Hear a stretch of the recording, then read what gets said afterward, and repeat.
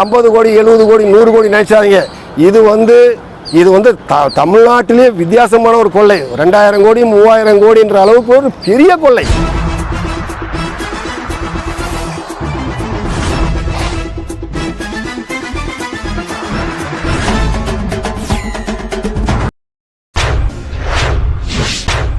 ராசிபுரம் வட்டம் அணைப்பாளையம் கிராமத்தில் புதியதாக பேருந்து நிலையம் அமைக்கப்பட உள்ளதை எதிர்த்து ராசிபுரம் மக்கள் நலக்குழு மற்றும் அனைத்து அரசியல் கட்சிகள், வணிகர் சங்கங்கள், சமூக ஆர்வலர்கள், தொண்டு நிறுவனங்கள் மற்றும் பொதுமக்கள் இணைந்து பல கட்ட போராட்டங்கள் நடைபெற்றுக் கொண்டிருக்கும் நிலையில் சென்னை கிண்டியில் உள்ள தமிழ்நாடு உள்ளாட்சி அமைப்புகள் மறைமன்ற நடுவத்தில் நடைபெற்ற விசாரணையில் பங்கேற்ற தமிழக மக்கள் தன்னுரிமை கட்சியின் நிறுவன தலைவர் நல்வினை செல்வம் விசாரணைக்கு பின் செய்தியாளரை சந்தித்தார்.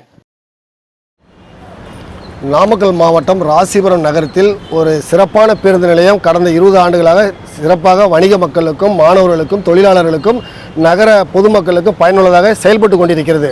அந்த பேருந்து நிலையத்துக்கு மாற்றாக ராசிபுரத்திலிருந்து 9.5 கிலோமீட்டர் தூரமாக அணைப்பாளையம் என்ற ஏரி அருகிலே தனியார் ஒருவர் படையப்பா ரியல் எஸ்டேட் ஓனர் ஒருத்தர் 200 ஏக்கருக்கு வச்சுருக்கார் நிலம். அந்த 200 ஏக்கர் நிலத்தில் ஒரு 7.5 ஏக்கர் வந்து தானமாக ராசிபுரம் நகராட்சிக்கு தரதா சொல்லி கொடுத்துருக்காரு.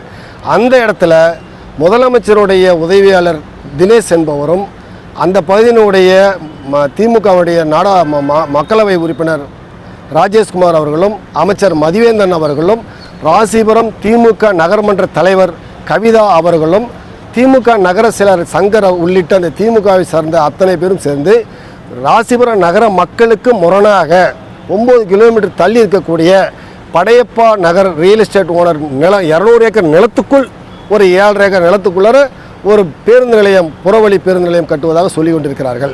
இதனால் ராசிபுரம் பொதுமக்கள் பல கட்ட போராட்டங்களை நடத்தியிருக்கிறார்கள். ராசிபுரம் மக்கள் நலக்குழு அந்த திமுகவுடைய தலைமை கட்சியான மார்க்சிஸ்ட் கம்யூனிஸ்ட் கட்சி, இந்திய கம்யூனிஸ்ட் கட்சி, விடுதலை சிறுத்தைகள் கட்சி, திராவிடர் கழகம், மக்கள் நீதி மையம், காங்கிரஸ் கட்சி, இந்திய யூனியன் முஸ்லீம் லீக்கு, எஸ்டிபிஐ, தமிழக மக்கள் தன்னுரிமை கட்சி, இப்படி அனைத்து கட்சிகளும் போராட்டங்கள் செய்து கொண்டே இருக்கிறார்கள். கடையடைப்பு போராட்டம் மிக பிரம்மாண்டமாக நடந்தது. ஒரு கடைகள் கூட திறக்கவே இல்லை, அப்படி ஒரு போராட்டம் நடந்தது. கருப்பு கொடி ஏற்றி போராட்டம் நடந்தது, கருப்பு பேஜ் அடிக்கிற போராட்டம் நடந்தது, ஒரு மனித சங்கிலி போராட்டம் நடந்தது. வணிகர் சங்கங்கள் எல்லாம் போராடி கொண்டிருக்கிறார்கள். வணிகர் சங்கத்தினுடைய தலைவர் விக்ரமராஜா எங்கள் ஊருக்கு வந்து அந்த இடத்த பார்வையிட்டு சொன்னார், ஒரு கோயில் அமையதாக இருந்தால் மக்களுக்கு பயனுற மாதிரி அமையணும், அது மக்களுக்கு பயனில்லைன்னா அது பயனில்லை, ஏதாவது தனியாருக்கு பயனுற மாதிரி இருந்தால் நான் முதல்வர்கிட்ட கூட சொல்லி இதுக்கு ஒரு தீர்வு காண பார்க்குறேன்னு சொன்னார். இப்படி நாங்கள் இன்றைக்கி 508வது நாள், இன்றைக்கி 508 நாளாக அமைச்சர் மதிவேந்தன் அவர்களிடம் அனைத்து ஜனநாயக அமைப்புகளும் அவர் மாண்புமிகு அமைச்சரிடம் முறையிடுவதற்காக நாங்கள் நேரம் காத்து கொண்டிருக்கோம். இன்றைக்கி 508வது நாள். இந்த நாளிலே இங்கே தமிழ்நாடு உள்ளாட்சி அமைப்புகளில் முறைமன்ற நடுவத்தில் உள்ளாட்சி நிர்வாகத்தில் தவறு செய்வதை சுட்டிக்காட்டி நிவாரணம் தேடுவதற்காக நாங்கள் வந்திருக்கின்றோம். ராசிபுரத்திலிருந்து முறைமன்ற நீதிபதி ஐயா அவர்களிடம் முதல் அமர்வு அமர்ந்து விட்டோம். எங்களுடைய குறைகளை, திமுக ராசிபுரம் நகர்மன்ற தலைவர் செய்கின்ற கொள்ளையை, கூட்டாக அடிக்கின்ற அமைச்சர்களுடைய கொள்ளையை நாங்கள் விரைவாக பல கட்ட ஆதாரங்களுடன் எடுத்து வைத்திருக்கின்றோம். ஐயா அவர்களும் கனிவோடு எங்களுடைய கோரிக்கையை கேட்டறிந்தார். அடுத்த நகராட்சியிலிருந்து வந்திருக்கின்ற ஆணையாளரிடமும் விசாரித்து கொண்டிருக்கிறார்கள்.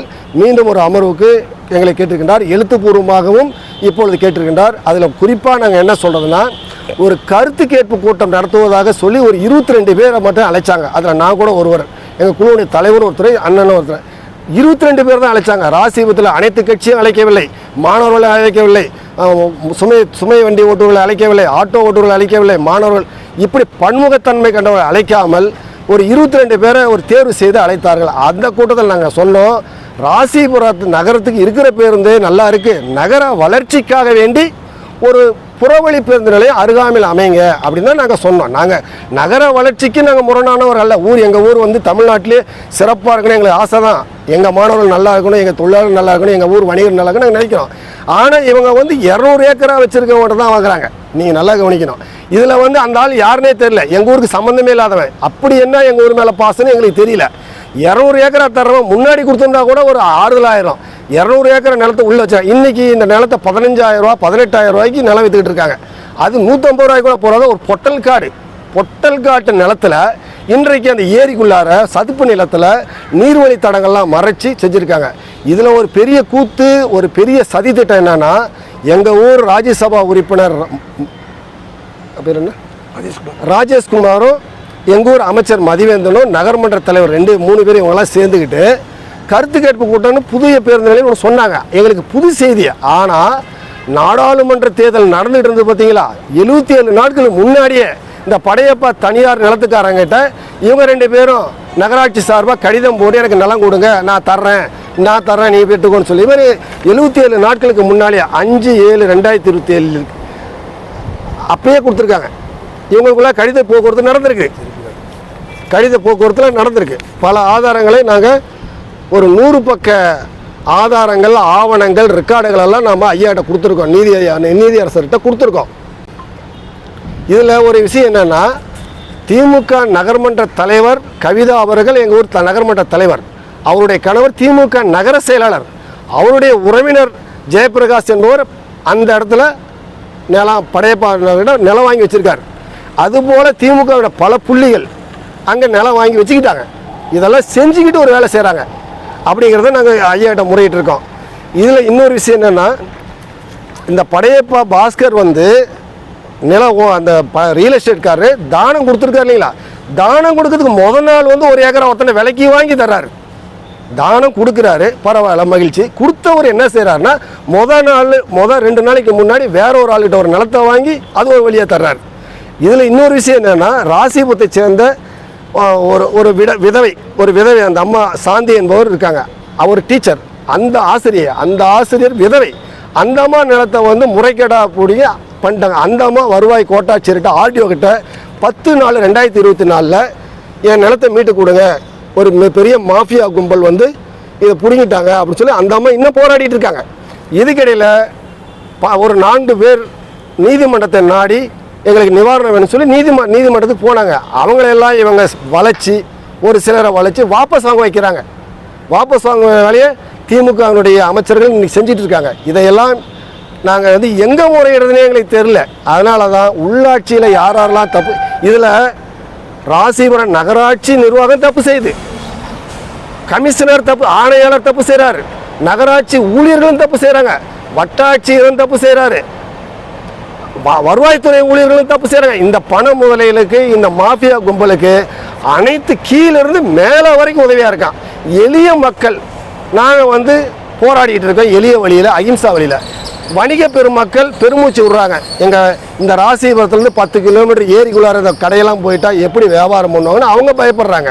அங்கே வேலை செய்கிற ஆயிரக்கணக்கான எளிய தொழிலாளர்கள் அவங்க அங்கே போயிட்டால் வேற ஒரு ஓனர் சென்னை நகரத்தில், பம்பாயிலேருந்து, டெல்லியிலேருந்து பெரிய பெரிய மால் வந்துடும், பெரிய ஆளுங்க வந்துடுவாங்க. ஆனால் நாம் எப்படி போய் சேர முடியும், எப்படி பிழைக்க முடியும்னு அவங்க வருத்தப்படுறாங்க. ஆக மொத்தம் ராசிபுரமே ரணகலமாக இருக்குது. நாங்கள் அமைச்சரை தொடர்பு கொள்ள இன்றைக்கி 508 நாளாக முயற்சி பண்ணுறோம்.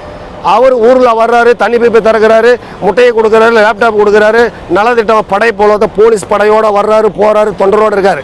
ஆனால் எதிர்கட்சி இருக்கக்கூடிய அனைத்து கட்சி, தோழமை கட்சி, அத்தனை கட்சிகளையும் கூப்பிட்டு வாங்க உட்காந்து இந்த மாதிரி எங்கள் திட்டம் நல்ல திட்டம், பயப்படாதீங்க இதெல்லாம் அப்படின்னு சொல்கிறது கூட அவர் 508 நாளாக மறுக்கிறார். இப்போ வீடு வீடாக போய் நோட்டீஸ் கொடுத்துட்ருக்காரு, விசிட்டிங் கார்டு கொடுக்குறாரு. எங்கள் வாக்காளர் 2.5 லட்சம் வாக்காளர் இருக்கார். இப்போ நேற்று கூட முந்தானத்தை கூட கொடுத்துட்ருக்காரு. ஒவ்வொரு வீடாக போய் விசிட்டிங் கார்டை கொடுத்து குறையும் தான் கொடுங்குறாரு. இந்த மாதிரி ராசிபுரத்தில் கேள்வி கேட்பவர்களாக இருக்கிறோம். தலைநகரத்தில் இருக்கக்கூடிய நியாயவான்களான இந்த நீதியினுடைய ஒரு பக்கமாக இருக்க பத்திரிகையாளர்கள், அறிவு சார்ந்த பெரியோர்கள், இங்கே இருக்க நல்லோர்கள், இங்கே இருக்கின்ற சமூக ஆர்வலர்கள், இங்கே இருக்கின்ற கட்சியினுடைய தலைவர்கள் எல்லாம் எங்கள் ராசிபுரத்தை கண்காணித்து இந்த ராசிபுரம் பொதுமக்களுக்கு பெருத்த தீங்கு விளைவிக்கக்கூடிய, ராசிபுரத்தினுடைய வணிகத்தையே மாற்றுகின்ற, மக்களை தொல்லை தரக்கூடிய இந்த பேருந்து நிலைய திட்டத்தை கைவிட்டுட்டு ராசிபுரம் அருகாமையில் தேசிய நெடுஞ்சாலையில் மக்களுக்கு பயனுள்ள அளவில் ஒரு புறவழி பேருந்து நிலையம் வந்தால் கூட குறைஞ்சபட்சம் நாங்கள் மகிழ்ச்சி அடைவோம். இன்றைக்கி நீதியரசர்கிட்ட வந்திருக்கோம். எங்களுக்கு நீதி கிடைக்கும், கொள்ளையர்களை அவர்கள் சட்டப்படி தண்டனை கொடுத்து நீதி கூண்டில் ஏற்றுவார்கள் என்று நாங்கள் நம்பிக்கையோடு நின்று கொண்டிருக்கிறோம். ஆனால் பழைய பேருந்து நிலையத்துக்கு போக்குவரத்து பஸ் நிப்பாட்டுறது இடம் கம்மியாக இருந்துச்சு. மக்கள் தொகை அதிகரித்தனால போக்குவரத்து நெரிச்சல் எங்கள் இருங்க ஒரு நிமிஷம் நெரிச்சல் ஏற்படுச்சு. அதனால தான் பஸ் ராசிபுரத்திலிருந்து 3.5 கிலோமீட்டர் தொலைவில் உள்ள அணைப்பாளையம் பகுதியில் தான் சுமார் 7.3 ஏக்கர் பரப்பளவில் 10.58 கோடி மதிப்பீட்டில் கட்டப்பட உள்ளது. நீங்கள் வந்து 7.5 கிலோமீட்டர் தாண்டி இருக்குன்னு சொல்கிறீங்களே? நிச்சயமாக 9.3 கிலோமீட்டர் நாங்கள் பல முறை அளந்துட்டோம், அரசாங்கமும் சொல்லுது 9.9 கிலோமீட்டருக்கு குறைச்சல் இல்லாமல் இருக்குது. ஒன்று. ரெண்டாவது, எங்கள் ஊர் ராசிபுரம் இன்னும் வளர்ச்சியே அடையலை. எங்கள் ஊருக்கு இப்படி ஒரு பேருந்து நிலையம் தேவையே இல்லை. இப்பயே 7:15 மணி 7 மணி 8 மணிக்கெல்லாம் வந்து எங்கள் ஊரில் ராசி இப்போ இருக்க பேருந்து ஒரு வணிகம் நடக்கிற கடையெல்லாம் சாத்திட்டு போயிடுறாங்க. ஒன்றுமே இல்லை. ராசிபுரம் பேருந்து நிலையம் ராசிபுரத்துலேருந்து சென்னை நோக்கி ஆத்தூர் நோக்கி போகக்கூடிய விசாலமான இப்பொழுது நல்ல சாலை போட்டிருக்காங்க. கொல்லிமலை போகக்கூடிய நல்ல சாலை இருக்கிறது. சேலம் நோக்கி போகக்கூடிய நல்ல விசாலமான சாலை இருக்கிறது. ராசிபுரத்தில் நாமக்கல் போகிறதுக்கு விசாலமான சாலை இருக்குது. இந்த குற்றச்சாட்டு திட்டமிட்டு செய்கிறாங்க. ராசிபுரத்துடைய போக்குவரத்து காலங்காலமாக சரியாக இருக்குது.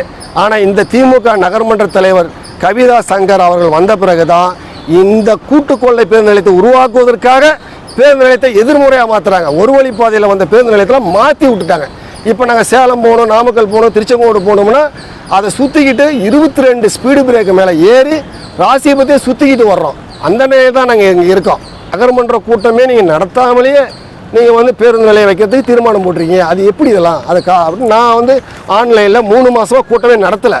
நகர்மன்ற தலைவர் வீட்டில் கடா விட்டு வச்சு கறி விருந்து வச்சு கவுன்சிலர்லாம் கூட்டி வச்சு ஒரு மினிட்டில் கையெழுத்து வாங்கிட்டு வந்து தான் செஞ்சுருக்காங்களே தவிர நகர்மன்ற கூட்டத்தில் மைக்கு போட்டு பத்திரிகையாளர்கள் ஊடகவியலாளர்கள் எல்லாத்தையும் வர சொல்லி அது நிகழ்ச்சி நடத்தி நீங்கள் அதை சாட்சி இருந்தால் கூட அது நாம் இவ்வளோ கோவப்பட வேண்டியதில்லை. இது எல்லாமே கொள்ளையடிப்பதற்காக ஊழல் செய்வதற்காக ஒரு கொள்ளைக்கு இல்லைன்னா நீங்கள் வந்து 50 கோடி 70 கோடி 100 கோடி நினைச்சாதீங்க. இது வந்து தமிழ்நாட்டிலே வித்தியாசமான ஒரு கொள்ளை. 2000 கோடி 3000 கோடின்ற அளவுக்கு ஒரு பெரிய கொள்ளை. இந்த கொள்ளையில் எங்களுக்கு உயிர் பயமே இருக்குது. எங்களுக்கெல்லாம் நாங்கள் திரும்பி ஊருக்கு போவோமா நடுவில் என்ன ஆகுமானே தெரியாத நிலைமையில தான் நாங்கள் வாழ்ந்துட்டு இருக்கோம். சமூக ஆர்வலர்களும் போராளிகளும் உயர பிடிச்சிட்டு தான் இருக்கோம். ஏன்னா பெரிய கும்பலாக இருக்காங்க. முதலமைச்சருடைய பிஏ இருக்காருங்கிறாங்க, நேரு இருக்கிறான்றாங்க. யார்கிட்ட நாங்களாம் போராடுறது? நாங்கள் எளிய பிள்ளைகள், சாதாரண உழைக்கும் மக்கள், சாதாரண ஒரு நியாயத்துக்காக போராடுறோம். எங்கள் ஊர் நல்லா இருக்குன்னு நினைக்கிறேன். எங்கள் ஊர் வளர்ச்சி அடையணும். வளர்ச்சிங்கிறது சுடுகாட்டிலேயே அடையுது. எங்களால் ஜீர்ணிக்க முடியல. ஓகேண்ணா, உங்கள் பேர்ண்ணா? நல்வினை செல்வன், ராசிபுரம். இந்த வீடியோ உங்களுக்கு பிடிச்சிருந்தா லைக் பண்ணுங்க, கமெண்ட் பண்ணுங்க, ஷேர் பண்ணுங்க, சப்ஸ்கிரைப் பண்ணுங்க.